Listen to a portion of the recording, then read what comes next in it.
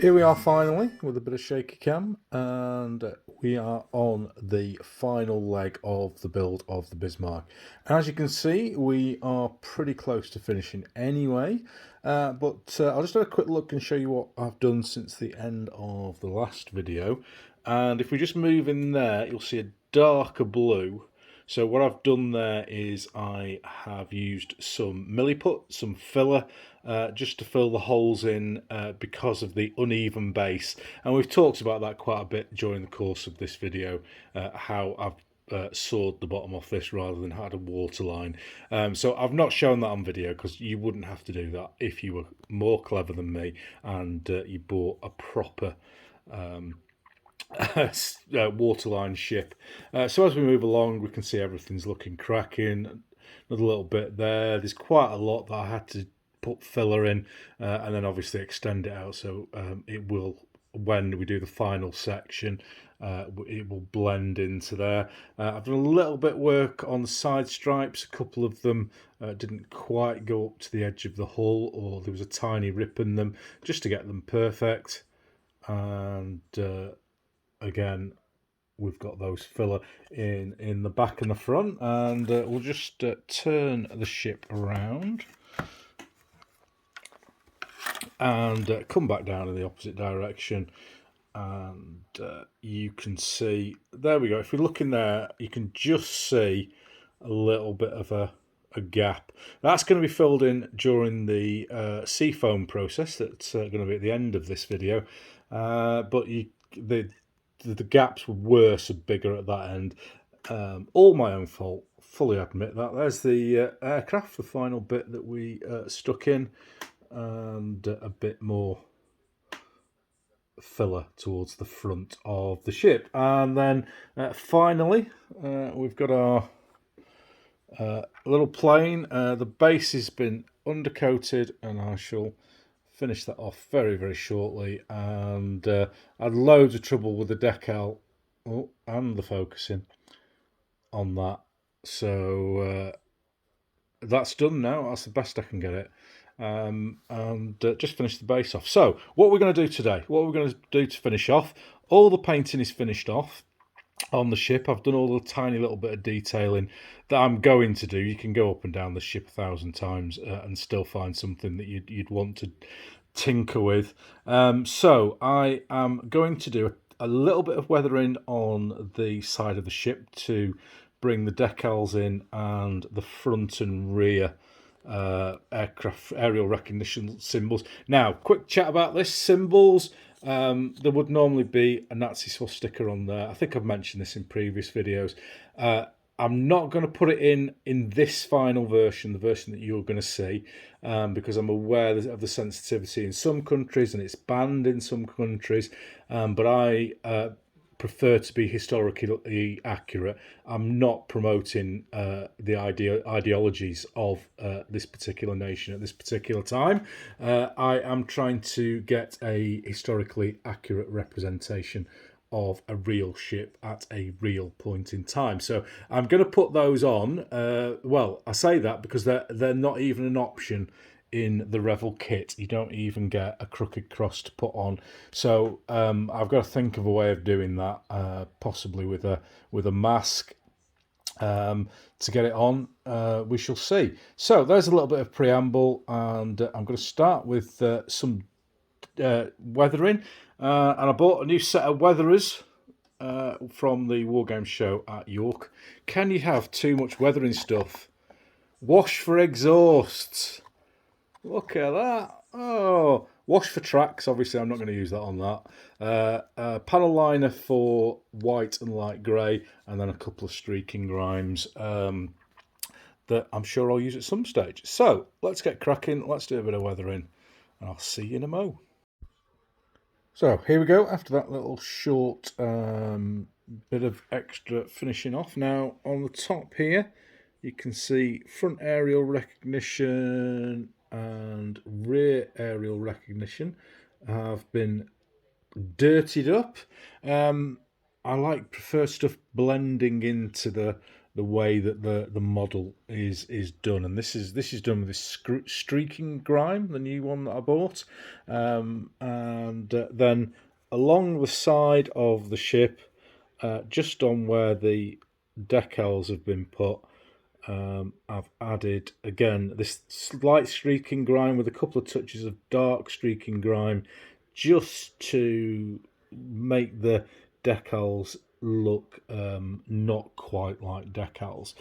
So that is the finished painted ship, until I put the symbol on, obviously. So next up, I am going to do a varnish, and for the first time ever, I'm going to use this AK varnish matte spray. Bought this at the Yorkshire yesterday, and it's just that it's going to be impossible to get this right. I had loads of problems when I did the hood, getting the matte varnish right. So I'm going to pop outside because it's a bit smelly, and do the varnish, and do that, dry it, and we will be back to finish the sea base off. So there you have it. There is the finished ship. We've just got one more thing to do. This is now the AK varnish has dried. Quite happy with it, to be fair. It's come out it was come out very matte, to be fair. I could do like a little bit of a sheen sometimes, just tiny little bit of a sheen. But no, I'm happy with that. It is ready to go. So we've just got the final thing that we're going to do, and that's finish the water base off. And I use this stuff here, AK water foam, acrylic diorama. And been using this for a while. Well, I've started using it on the 1700 ships, which I started 3-4 months ago, and this stuff is the absolute business. So open it up, and we've got a bit of sunlight in Yorkshire in February. Who would have thought? It's like a thick gooey paste, really, and you put it on with a paintbrush. And as I've mentioned before in the past, I use Pro Art brushes all the time, apart from when I know I'm going to knacker them. And I've been down to the big Tasdas, and they do a set of paintbrushes, big bag of, I think, is it 10? I don't know. This paintbrush set. What is up with the focus today? Paintbrush set, and there's loads of them, and it's like £2. So I can literally throw them away if it all goes wrong. So I'm going to just move the camera position slightly to get a better position that I can work in, and we'll get going with the sea base. So the camera is on a tripod. It's my hand that's shaking. I haven't had any whiskey this morning. So we've got this stuff here, and literally just grab a little bit on your brush. Let's see how it's quite gloopy, and then we're just going to literally start working it on to these areas of wave that we had built up all those episodes ago on, oh god, episode 2 was it, when we built the base? Can't remember. So already you can see that has brought that single wave to life. So what I'm going to do for the stuff around that isn't a bow wave, I'm going to put little drops of this all over the top of just normal natural wave tips, just where the water's starting to come back down to it, and that just gives a little bit of a everything sea kind of look, rather than I'm just going to do the bow wave and etc. of the ship and ignore everything else. So going to go in now around the front of the ship and the base, and in your head try and have an idea of what sort of speed you want your ship to be doing,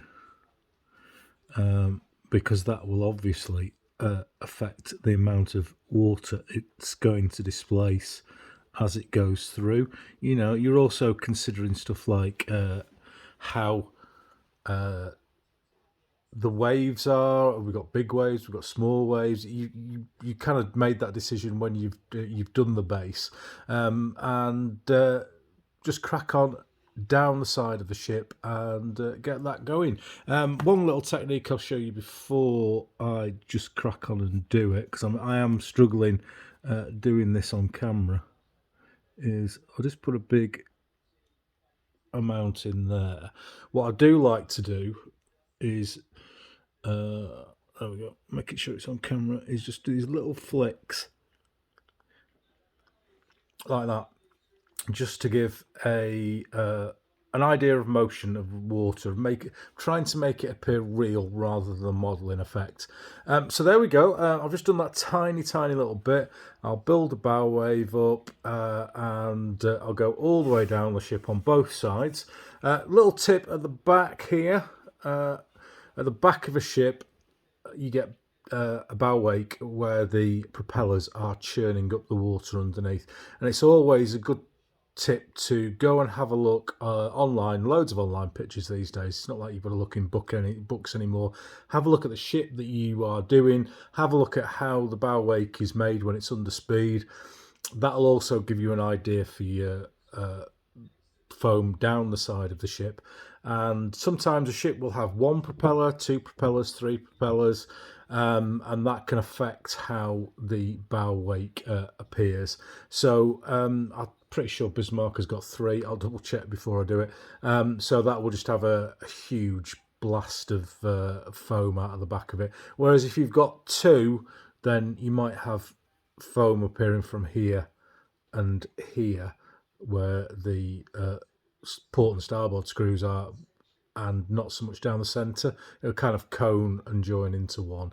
But there we go. So I shall be back very shortly with the finished ship. So here we have it. It's finished. Whee! Let's have a quick run down the side. See all the water splashes blended in to the side of the ship now.